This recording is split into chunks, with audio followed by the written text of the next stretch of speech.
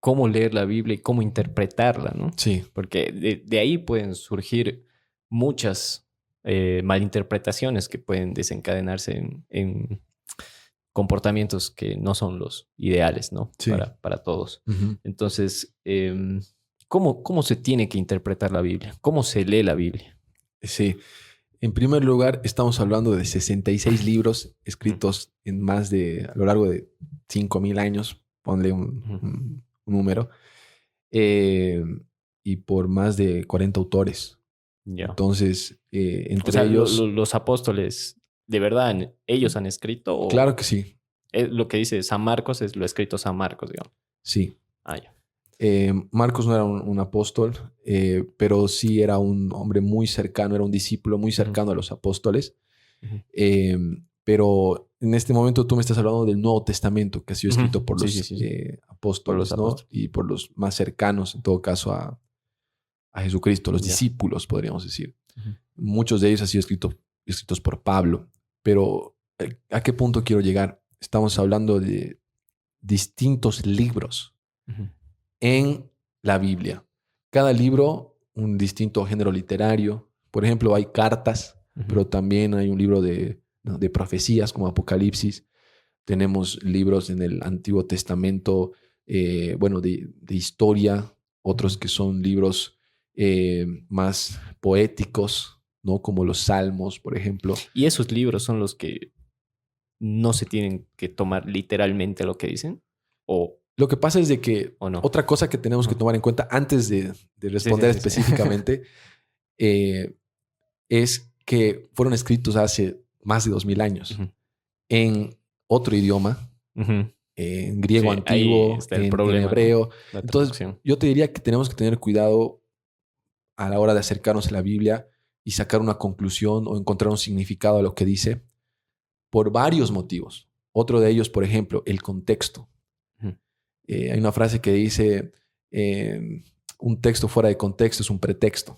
Es Ujú. decir, tú puedes sacar un Claro, texto para lo que de... te conviene, digamos. Exacto. Si lo sacas de su contexto, puedes utilizar ese texto para hacer lo que quieras y argumentar lo que quieras. Justificar lo que quieras. Claro que sí, sacas un poquito de aquí, un poquito de allá y Ujú. hablas de lo que quieres y lo justificas con la Biblia. Claro.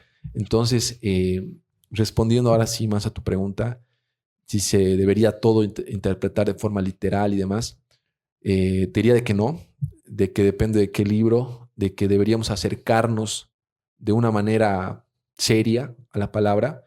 Hay herramientas para hacerlo, ¿no? Y obviamente no solamente con seriedad y con las herramientas necesarias, sino también en reverencia, en oración y esperando que sea el mismo Dios el que nos ayude a interpretarlas y a entenderlas, ¿no? Porque no es algo solamente, no sé, académico, podríamos decir, Ujú, o racional, aunque sí tiene parte de ello, el estudio de la Biblia. ujú, También es algo espiritual. ujú. Entonces es necesario también que Dios nos ayude. Y la escritura dice que es su mismo Espíritu Santo el que nos ayuda a entender la Biblia.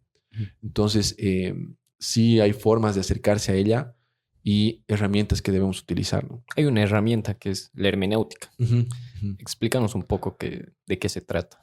Eh, Lo que yo entiendo Ujú, de la hermenéutica, bueno, es que es una ciencia de la interpretación ujú.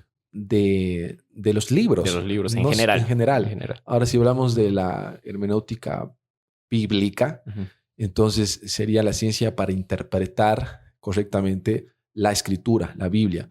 Es decir, simplemente entender qué quería decir el autor en su contexto ujú, y en su idioma original y al público original y demás, ujú, ¿no? Lo que vamos a hacer por medio de la hermenéutica es hacer lo que llamamos una exégesis. ujú. La exégesis es extraer el significado del pasaje, no ponerle un significado al pasaje. Eso sería una enségesis. Es decir, yo le voy a poner el significado que yo quiero al pasaje, pero tal vez no es el significado que el autor le ha puesto ese pasaje. Porque más allá de que entendemos de que la Biblia ha sido inspirada por Dios y que Él es el autor intelectual de ella, Ujú, Dios ha utilizado hombres para escribir la Biblia, ujú. ¿no? Y eso significa de que estos hombres han escrito con una intención, con un Y con lenguaje, unas limitaciones igual. seguramente, y con un objetivo también de para quién, de por qué, por ejemplo, una carta que haya escrito Pablo a la iglesia de los Efesios. Era un contexto, en un momento, por un objetivo, ¿me entiendes? Entonces, todo eso es necesario contemplarlo y hacer un estudio serio de la escritura aplicando estas herramientas de interpretación que nos da la hermenéutica para lograr hacer una exégesis, extraer el significado real de ese texto, de esa porción de la escritura, entendiendo de que nos interesa simplemente extraer qué es lo que el autor quería decir. Y ya después, obviamente, haremos una aplicación, lo traeremos a la actualidad, qué significa eso para mí, pero mínimamente deberíamos partir por entender el texto, ¿no? Lo mismo pasa en cualquier otro libro.